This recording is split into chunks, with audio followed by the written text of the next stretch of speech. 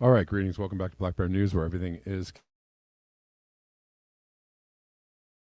good to see you. Excuse me. Thanks for hanging out with me today and every day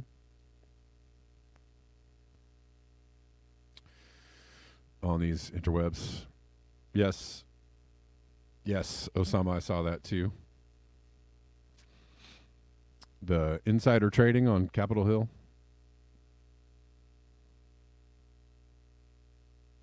Did I tell you I saw there was a, I wish I could find this clip. Maybe I could find it real quick.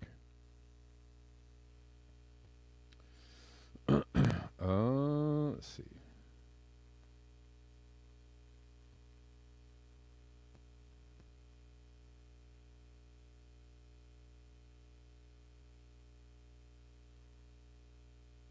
I don't know if I saved it.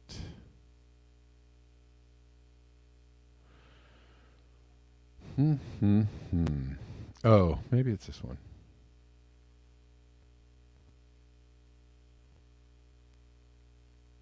Nope, that's not it. That's not it.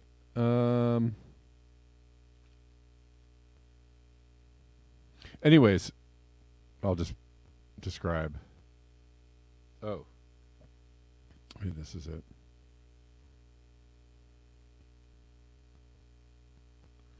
No. No. That clip has been removed from Facebook.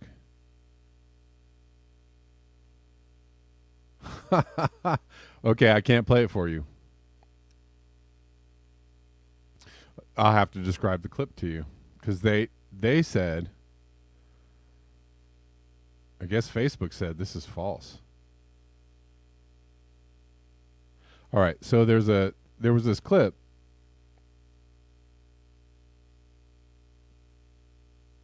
And basically the crux of it was,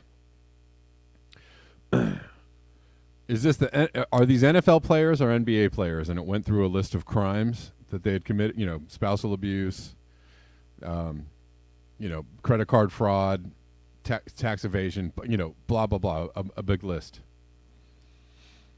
No, well, I did save it, Poppy, but they deleted it. But anyways, they went through this list of like these crimes, pretty heinous crimes. Yes, that's right, Poppy Davis, politicians. They got to the end and they were like, NFL players or NBA players? And everybody was like, I don't know. And they're like, neither. It's members of Congress. It was pretty good. But Facebook deemed it not fact-worthy. And they also don't like RFK, and they deleted his stream, his announcement. So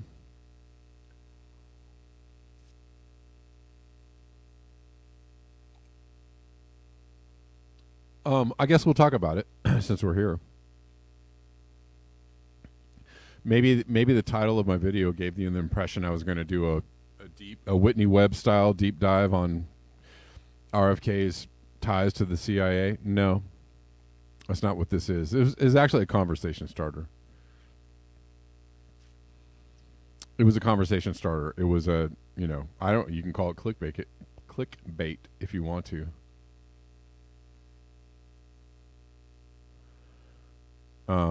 It's just, I saw, this discussion started yesterday when he announced, and immediately people, on Twitter were like, oh yeah, he's controlled opposition. He's CIA. He's, whatever. I was like, oh, all right. I was kind of like, are you sure? Because he's openly talked about how much, he dislikes the CIA, or he thinks the CIA is up to no good. And he echoes his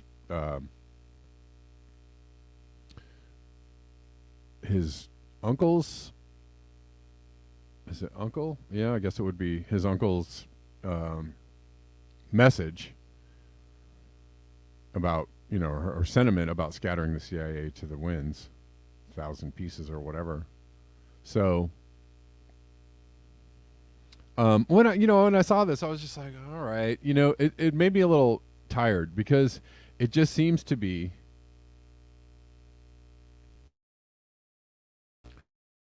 also very fashionable is to call everybody's controlled opposition, everybody is suspect, everybody is tied to the CIA. Okay, sure, but it gets a little. There can't it can't be that nobody out there has a genuine intentions. It can't be that nobody out there you know works on a higher consciousness or works in a has more altruistic motives. And so it's a little tiring for people to every single person who has any kind of power or position of power or money or things to say on the TV or things to say on the internet. Anybody with any kind of notoriety or clout is somehow controlled or somehow it gets effing tiring after a while, because it's also the thing where it actually at some point makes you distrust kind of like everybody, right? And I actually have questions about the people who say exactly these things, right? It's kind of like there's a thing about people who accuse people of other things in order to hide the things they're doing, right? Or to divert attention away. It's what you see the Democrats doing, a lot these days.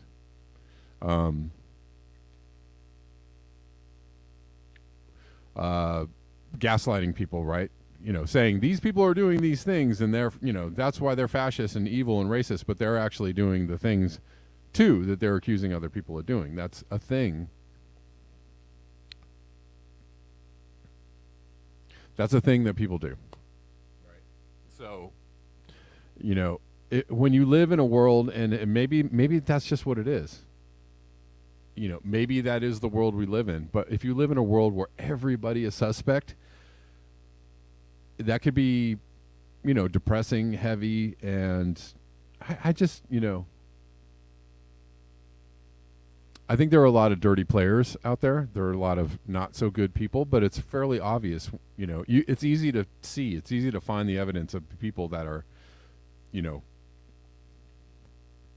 exactly. Obsolete optics. Thank you for. I don't know who needs to hear this, but accusations from narcissists are secretly confessions. That is exactly right. Exactly right. and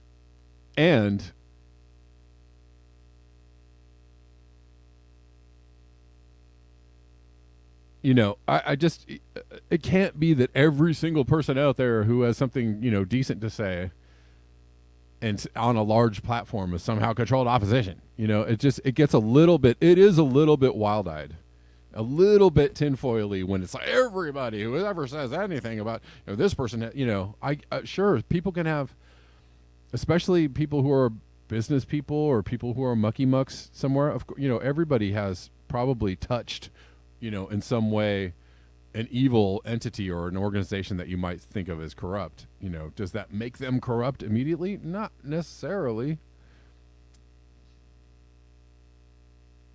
So we're going to talk a little bit about RFK today. And it's also the idea to, yes, the CIA is everywhere, but like the idea that people can't have, the ideas are still there. When you promote ideas that threaten the power structure, it doesn't matter who's saying it. They're still threatening to the power structure, right? And generally, hear me out. Generally, the power structure doesn't like those ideas to be heard or spread around, which is why they cut off RFK's feed on Facebook and on YouTube.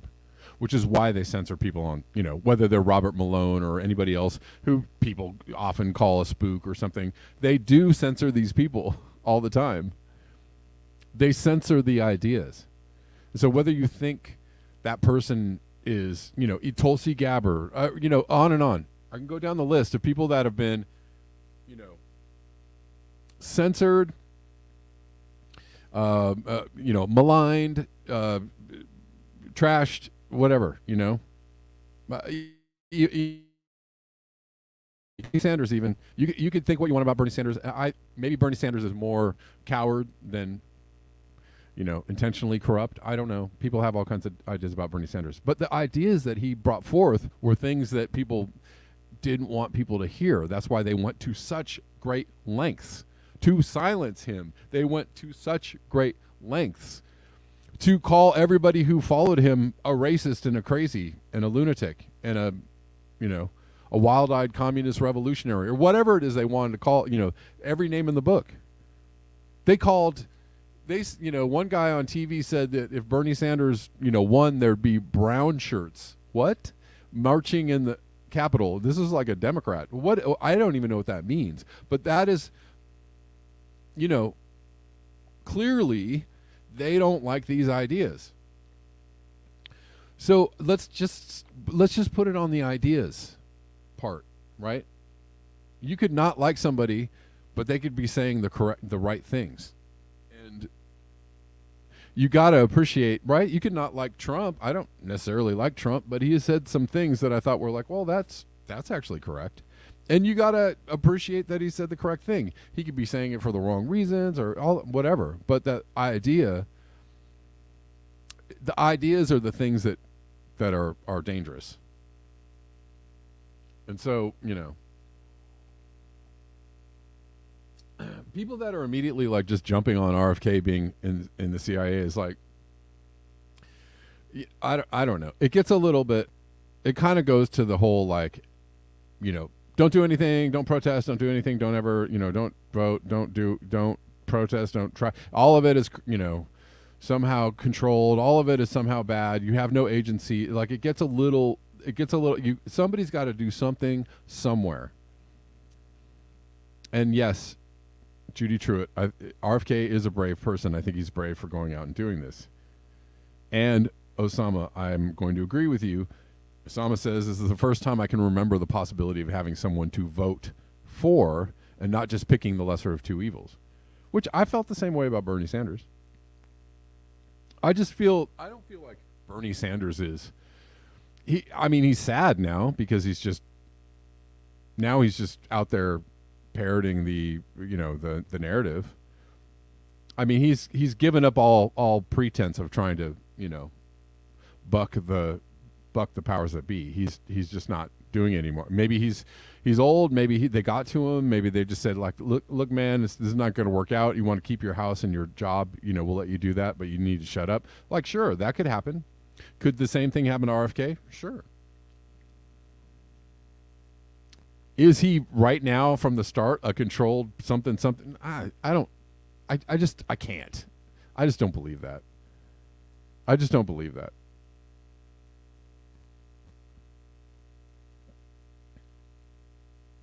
His daughter. So this is what I think what people are talking about is that his daughter-in-law is an ex-CIA, which is apparently there's no ex-CIA. Jill Stein, Russian agent. No, she's not. But yeah, right.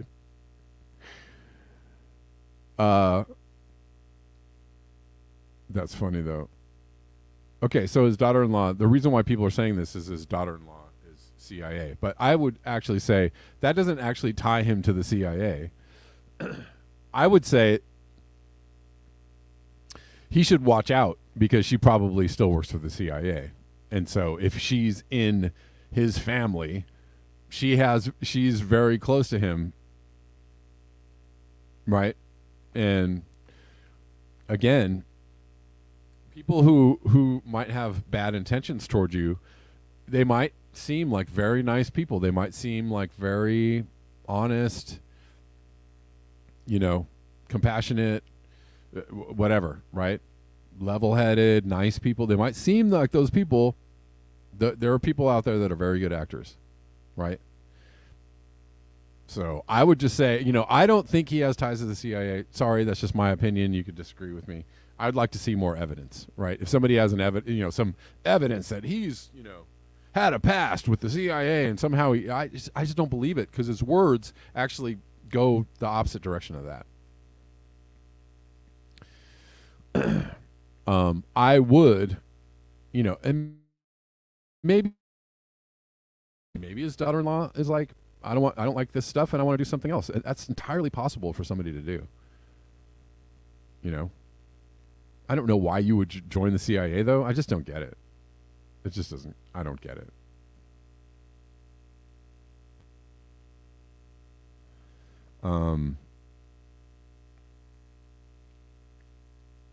But anyways,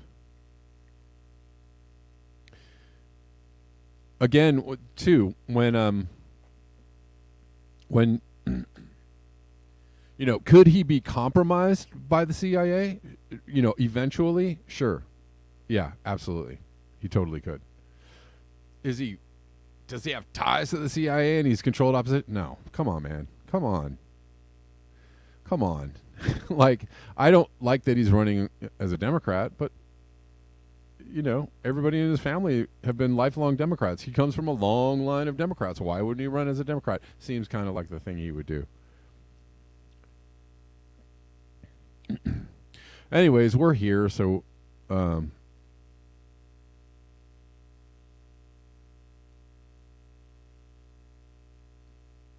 mean, and he's in his speech yesterday, he said, I have a CIA person in my family. I think he's just saying, here I am being transparent with you.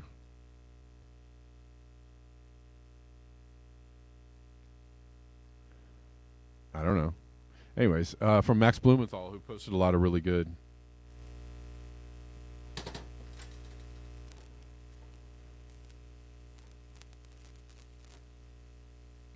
videos.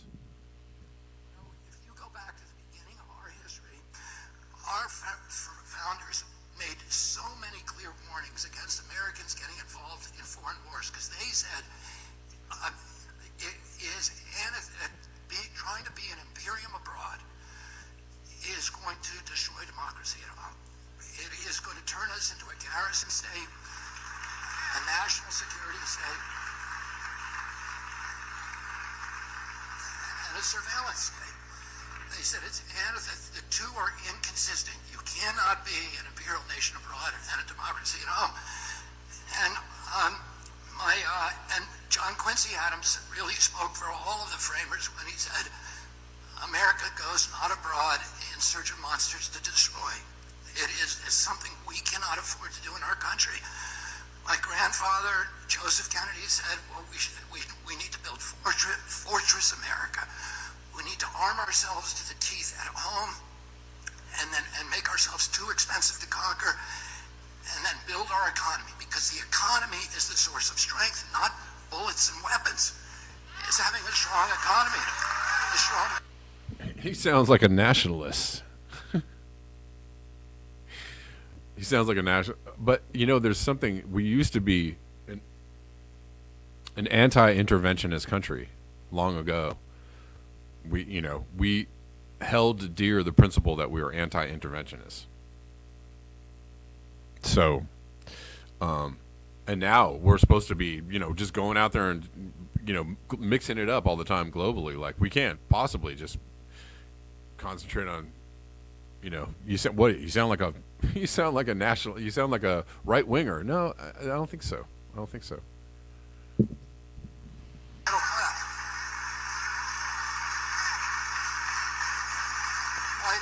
Dwight Eisenhower warned against the military-industrial complex and that it would destroy democracy. My father died in his campaign against the Vietnam War. Martin Luther King broke with the civil rights movement on Vietnam, and he said, this has got to be our priority, because you're not seeing that there is a direct link between poverty at home and war, poverty and violence, and oppression at home and war abroad. You cannot separate them. As long as we're making war, as long as our major exports are weapons and war, we will never have a middle class in this country. I mean, I find it really hard to argue with that. And when is the last time you heard somebody say something like that. When's the last time you heard somebody say something like that, and and feel like they meant it, and feel like they weren't just saying, "Well, this is I'm going to give you the line that will get my vote."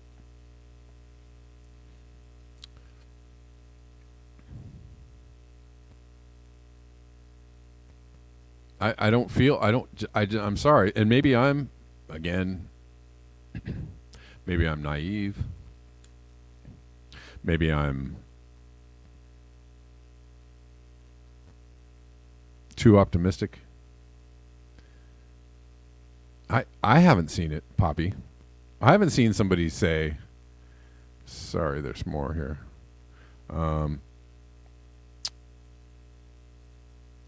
RFK citing his uncle.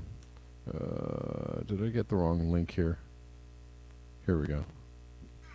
My uncle came into office 2 months later. He was fighting his intelligence apparatus, his military, because they wanted to invade. They wanted to do the Bay of Pigs. He was totally against it, and he let them roll over him. And in the middle of the Bay of Pigs, Actually, his voice impediment, I'm just going to enter here because people are talking about his voice. He has a vaccine injury.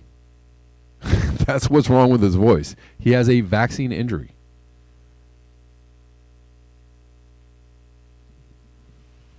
realized they were lying to him, and he realized the function of the intelligence agencies had become to provide the military-industrial complex with a constant pipeline of war. And he came out during the middle of the night during the Bay of Pigs catastrophe, and he said, I want to take the CIA. Alan Dulles had lied to him, Charles Cabell, Richard Bissell, Louis Lemitzer, Curtis LeMay had all lied to him through their teeth. And he said, I want to take the CIA and shatter it into 1,000 pieces and scatter it to the winds.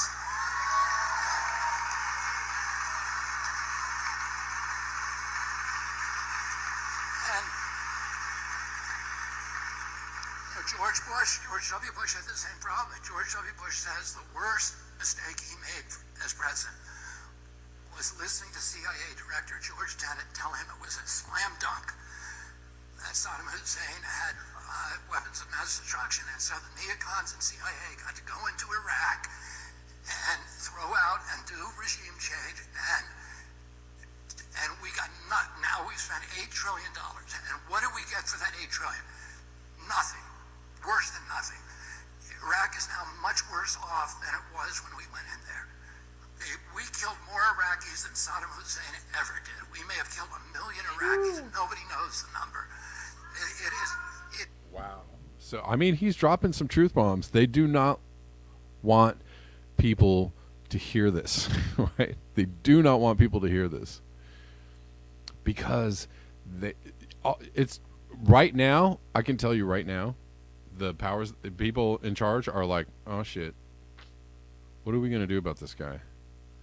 We really got to do something about this. We got to do something about this guy, because already there are all kinds of Democrats going, yeah, that guy's fine. That guy's good. Let's go with him. There are already a bunch of Republicans that are like, they already know RFK Jr.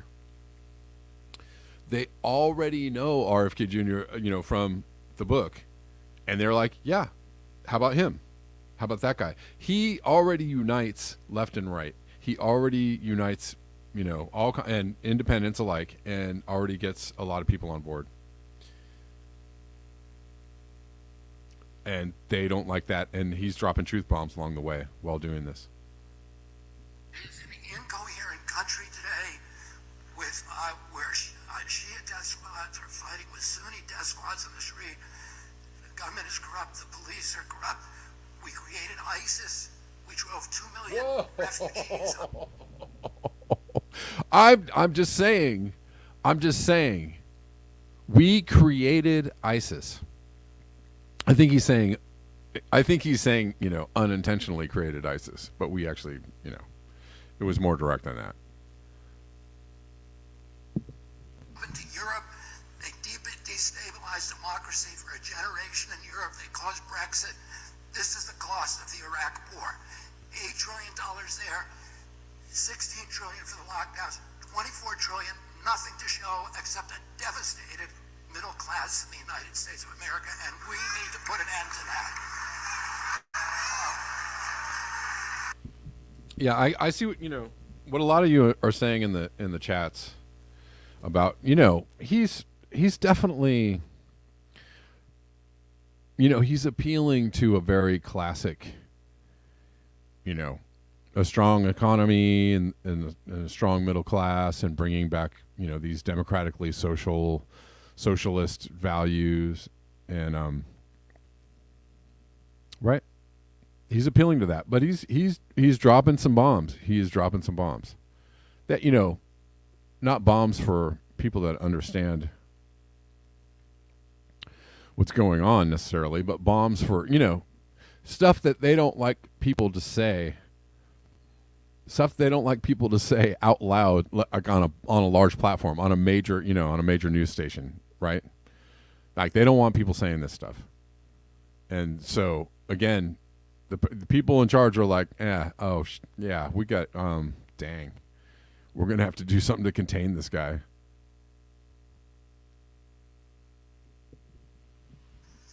Is this war in the U.S. national interest? We just need to isolate that question. Is it in the U.S. national interest? And there are, some of the leading pangerums of most respected people of our national diplomats, let's say Henry Kissinger, Jack Matlock, Larry Wilkinson, who's Colin Powell's chief of staff, they all have said definitively, if you just want to ask, is it in our national interest? It is not. It is not in America's national interest to push Russia closer to China. That is a cataclysm. Number two, it's not in our national interest to do something that could involve us in a nuclear exchange with a country that has more nuclear weapons than us.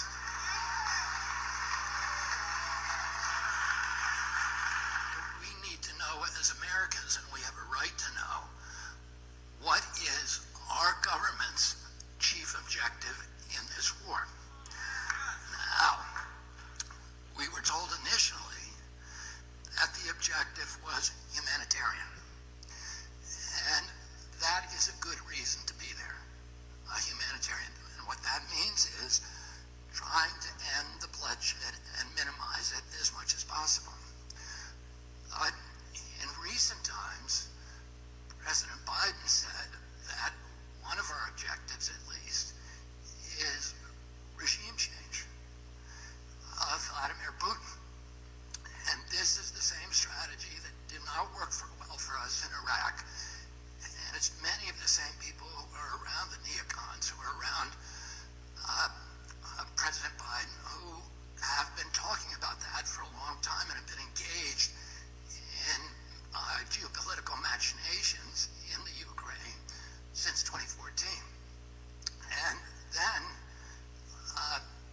President Biden's Secretary of Defense, Lloyd Austin, validated President Biden's statement by saying that our objective in the Ukraine is to exhaust and degrade the Russian army so they're incapable of having battles anywhere else in the world. Now, and indeed,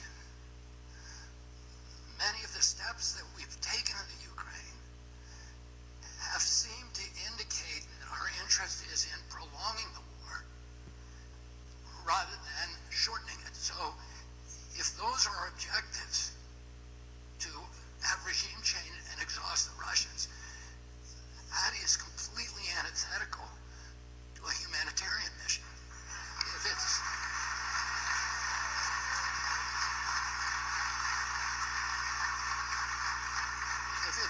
If we're there for a humanitarian mission, it means to reduce bloodshed and bring an end to the war quickly. If we're there to exhaust the Russians or regime change, then doesn't it mean that the Ukraine is just a pawn in a geopolitical battle between two great superpowers, and that our strategy is to put the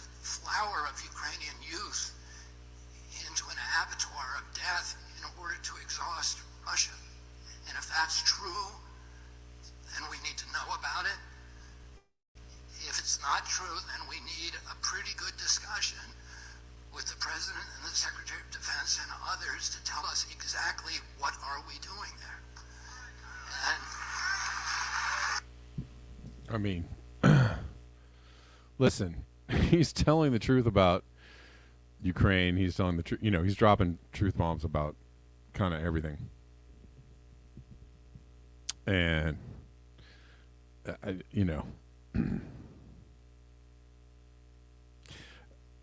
I'm appreciating his candor. I'm appreciating what he's trying to do. I'm appreciating his ability to tell truth on a large scale, on a large platform is what I mean.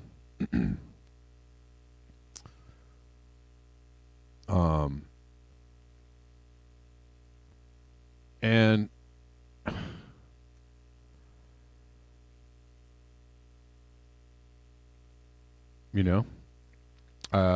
it's not often you get to see that, so I appreciate that. I appreciate the message. I appreciate the message, and I'm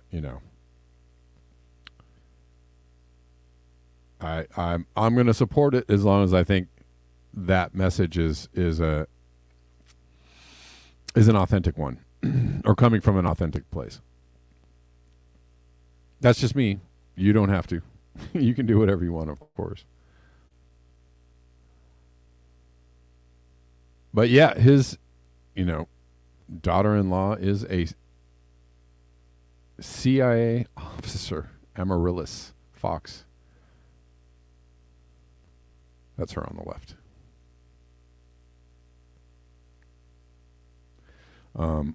Again, I don't think this means, RFK is compromised. I think it could mean that they're a little too close. That's what I think it could mean.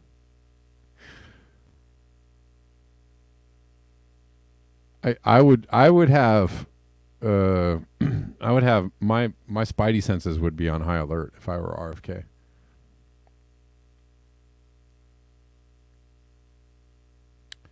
Anyways, and I don't see how somebody who is accused the CIA of killing his father, which he did openly, publicly, and also confirmed. CIA memos confirm RFK Jr.'s charge that the agency worked. Oh, that wasn't about his father, but the agency worked to prevent normalization with Cuba. But he also, he's also publicly stated that he thinks CIA was a corrupt entity. Let me retract what I said earlier about his dad. But you can think what you want, right? There's also stories about that too.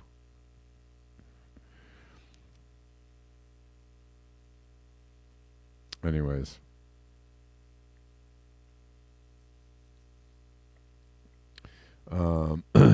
I was actually looking at some other articles that indicated that CIA operatives were close to RFK.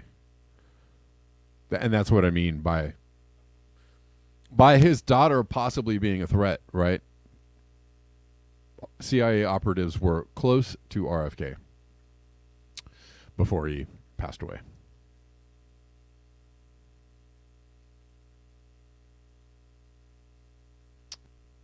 So anyways, I'm excited about this on one level. I think, it's certainly interesting. It's certainly an interesting wrinkle.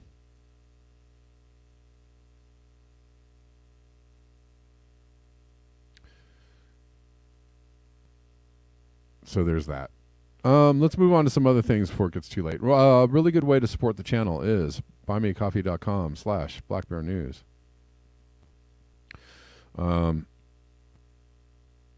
Other really good ways to support the channel are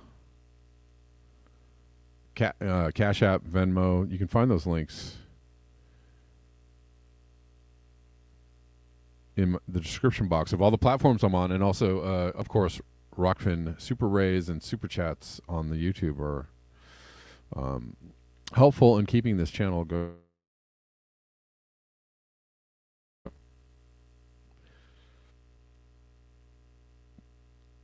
There's a lot to talk about, of course. I mean, I don't know. Let's see how many stories we can do in the last 20 minutes. I'm going to try and run through a bunch of things. I never have enough time to really get through all the things I want to get through.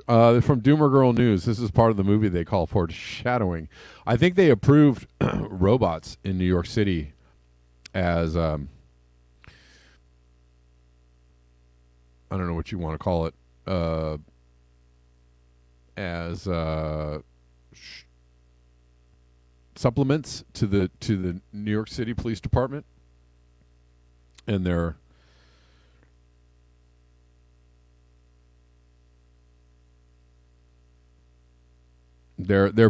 trotting them out here like, yeah, this is gonna be great. So, Doomer Girl News. This is part of the movie they call foreshadowing. Spoiler alert: they will be weaponized against us, of course. I've talked about this many times. I think New York Police Department unleashes four-legged digidog in the Bronx in a hostage situation.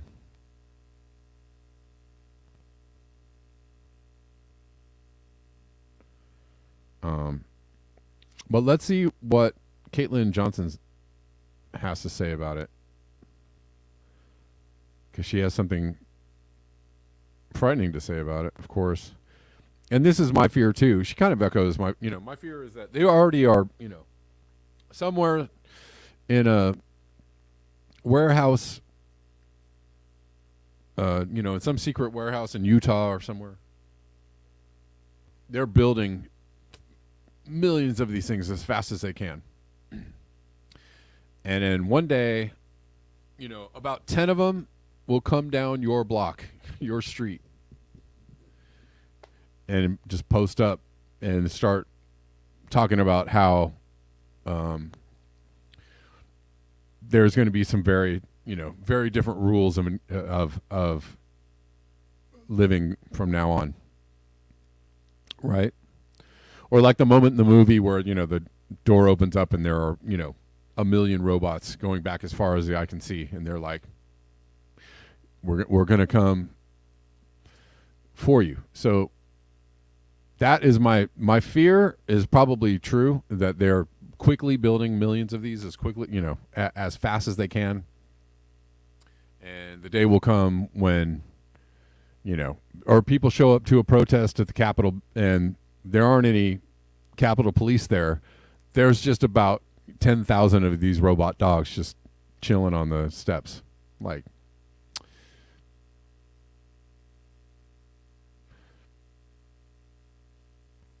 we're watching you. Here we go. So tech would be fine if it weren't ruled by monsters, from Caitlin Johnson.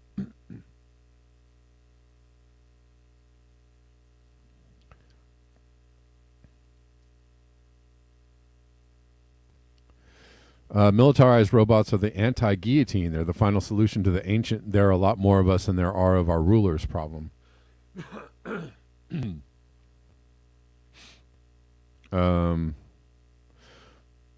Militarized robots are the anti-guillotine.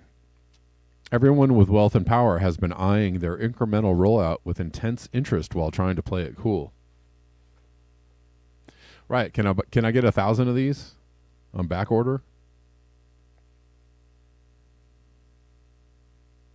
So many emerging technologies would be cause for celebration if our rulers weren't so damn evil and our systems weren't so damn oppressive.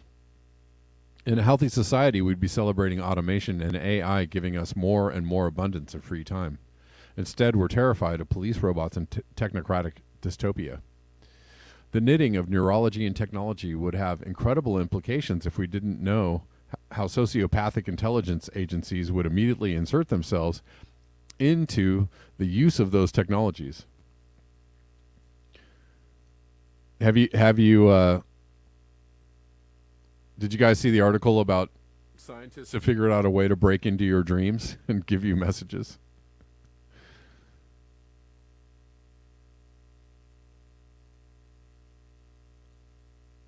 Virtual reality would be awesome if it wasn't going to be used to create fake worlds for people to purchase fake goods in, so that capitalism can continue expanding while we destroy the real world.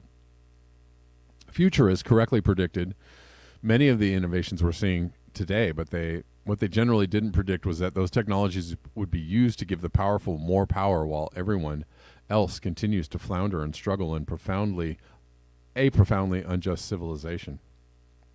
All of this is only the case because we are ruled by tyrants and oppressed by tyrannical systems. It is in fact within our ability to change this. U.S. National Security Council spokesperson John Kirby recently slammed Brazil for suggesting that the United States and Europe are somehow not interested in peace, an objection that makes perfect sense if you ignore the entirety of U.S. and European history. The U.S. and its allies don't want their people to have freedom. They just want the story of having freedom so they can justify attacking unfree foreign countries. So they do this tightrope walk, trying to erode as many Western freedoms as possible while still keeping the story going. There's this nonstop calculation of how much freedom can we take away from our people while still saying we're better than Russia and China. And lately they've been walking right up to the line, imprisoning journalists, prosecuting dissidents, censoring the internet, etc. The desire to take away freedom from people is so very, very seductive to those in power that they have a hard time walking that line between keeping the story of being free while eroding freedoms. This is why the hypocrisies of the empire are getting more and more obvious.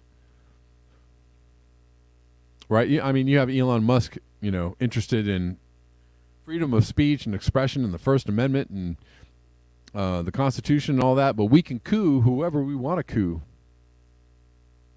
Okay.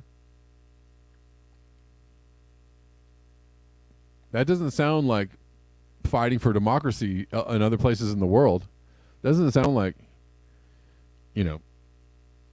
protecting the sovereignty of other nations. It sounds like somebody saying the quiet part out loud. We can coup whoever we want to coup.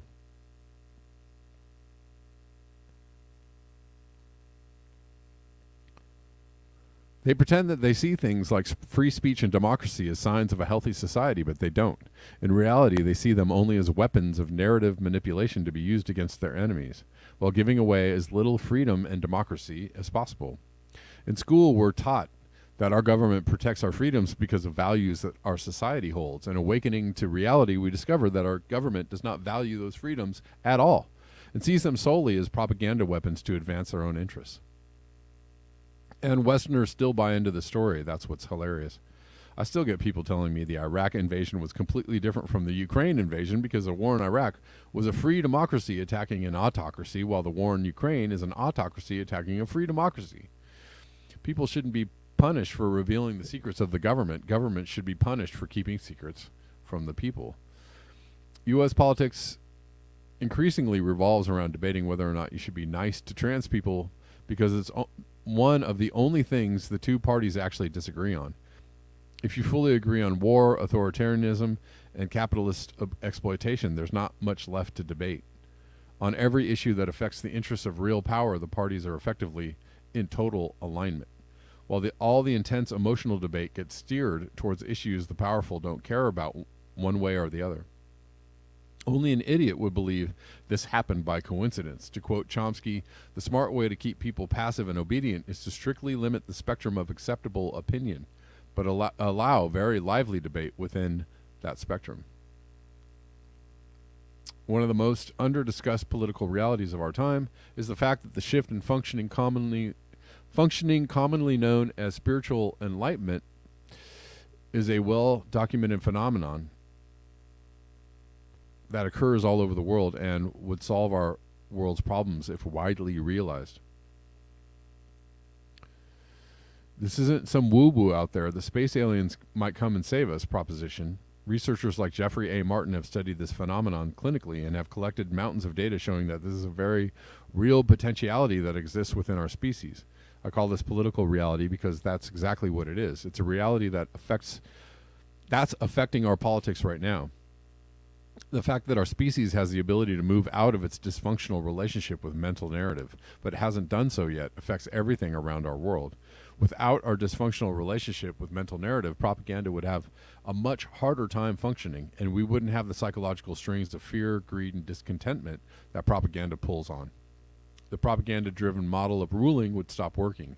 To quote Chomsky again, propaganda is to a democracy what the bludgeon is to a totalitarian state.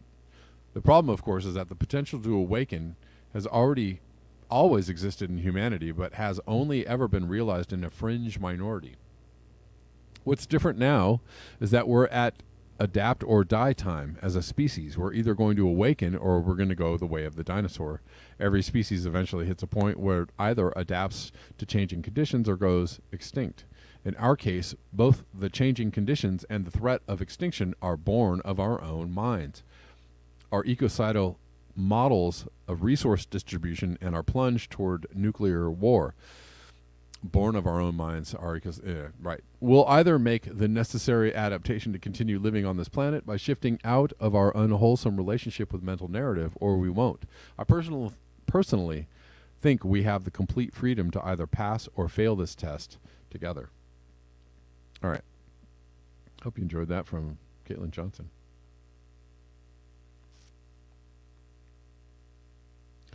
Okay, got a couple more minutes. What's up, Rockfinners? How you doing? I see you on Rockfin. What's up? See some folks watching. Feel free to drop a like or a comment or whatever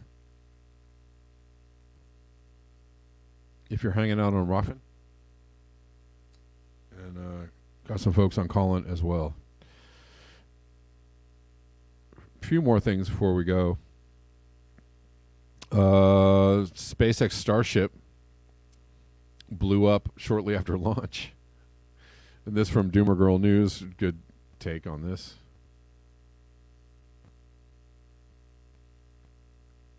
Rich grifter sets off another massive methane explosion. The people cheer. Giant rocket go boom. Guy's a genius. This is a horrible fail again. No one in their right mind should let him try this again without heavy scrutiny and oversight.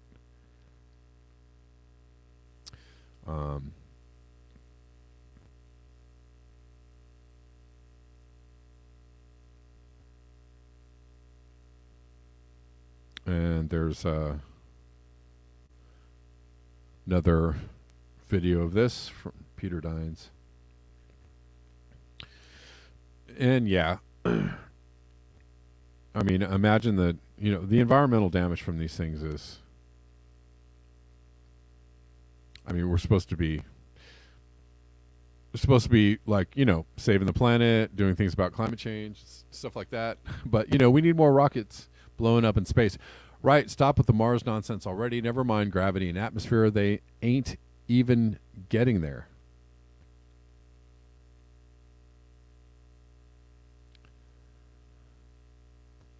SpaceX's Starship, the most powerful space rocket ever built, has blown up shortly after its launch in Texas. It took off, but when the booster tried to separate, systems failed, and SpaceX blew it up to end the flight, basically spewing away tons and tons of emissions for all of this R&D when climate mitigation is miles off track for a habitable Earth.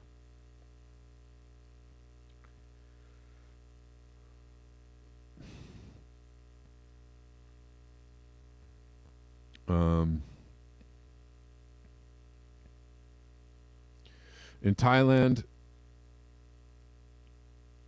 people are being polluted to death. About 2.4 million people in Thailand have sought hospital treatment for medical problems linked to air pollution. Again, for the folks that are like, well, pollution is totally different from the climate change. Environmentalism is different from It's not different. It's the same. Pollution is the same as climate change. It's exactly the same. Climate change is just a lot of pollution over a long period of time changing the climate. Get it? I love the semantics people try to play with this. It's different. Environmental is different from climate change. Pollution, this pollution is bad, but the climate change is totally a hoax. What are you even saying? What are you even talking about? Thailand air pollution leads millions to seek medical help. Well, that's totally different. Driving millions, if not billions, of cars every day for 24 hours a day for decades upon decades and decades, and plus the airplanes and the factories and the right. and the ships and everything spewing out emissions day after day after day after day after day, 24 hours a day, all day long, weeks long, months long, years long, decades long. No, that can't possibly change. That can't possibly do anything to the planet. I wanna know where you learned your logic from, where you learned your,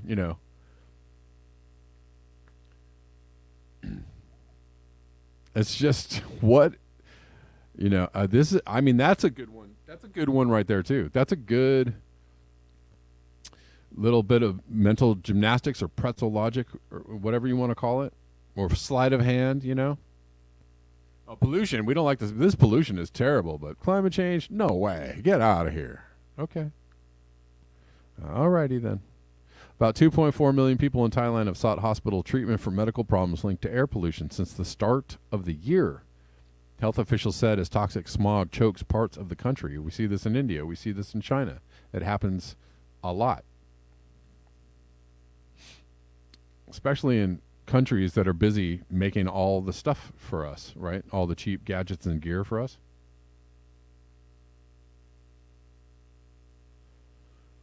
Bangkok and northern city of Chiang Mai were among the most polluted cities in the world on Thursday morning, according to the air quality monitoring from IQ Air. The poor air quality has seen 2.4 million people seek medical treatment since the start of the year, with 184,465 hospital admissions this week alone. Opus said respiratory problems, dermatitis, eye inflammation, and sore throats were among the most common medical issues. Today is so smoggy, I cough so much, a Thai Facebook user said. I have a sore throat and cough so much. I did a test for COVID, but it's not that. Looking at the pollution level, that could be it. Smoke from forest fires and farmers burning crop stubble have polluted the air in parts of the country, according to experts. Thailand is home to more than 70 million people, and its poor air quality has become a hot-button issue ahead of the country's May 14th election, with the incumbent government accused of not doing enough to tackle the problem.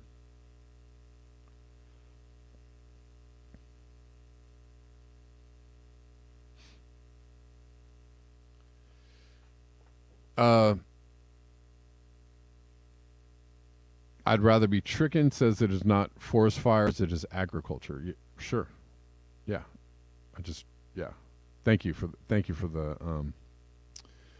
but in other places in India and in Beijing and they have this problem as well. Where they get, the cities get overwhelmed, blanketed in these thick, clouds of smog and smoke, mostly from factories. Not in Thailand, but in other places. But whatever it is, it's unhealthy, right? It's bad for you. And if it's bad for people, well, just use your logic brain, the people that are all so full of logic. Use your logic brain and think that out and say, well, that must be bad for the animals too. It's probably bad. Probably animals and insects and even plants probably might have a problem with all this toxic spew in the air. Did you? Yeah, and they're urging people to wear masks, but animals can't put on a mask. Plants can't put on a mask. Plants can't drape, shade over themselves. Plants can't, go inside for a little while. Can't do that. But I love the logic brains out there that are just like, it's all about humans. It's just always about humans. I'm not saying that, this isn't an anti-human rant. It's just that it's always about humans, your scope of understanding and awareness might be a little bit limited. And I don't have a problem saying that your logic brain probably isn't all that logical. You should think things through before you say them out loud. Just a suggestion.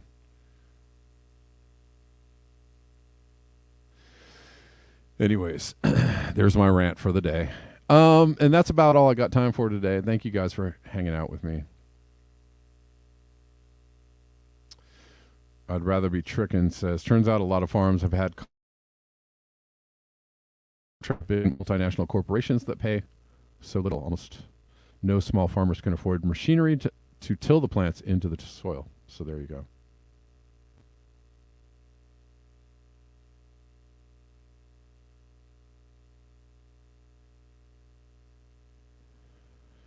All right. Saying so long to the rock finners, saying so long to the coloners. Thanks, guys, for hanging out today. I appreciate you. Thanks for your eyes, your ears, and your conscience. And I will see you all tomorrow at the regular time of 12 p.m. Pacific Daylight Time. And until next time, peace.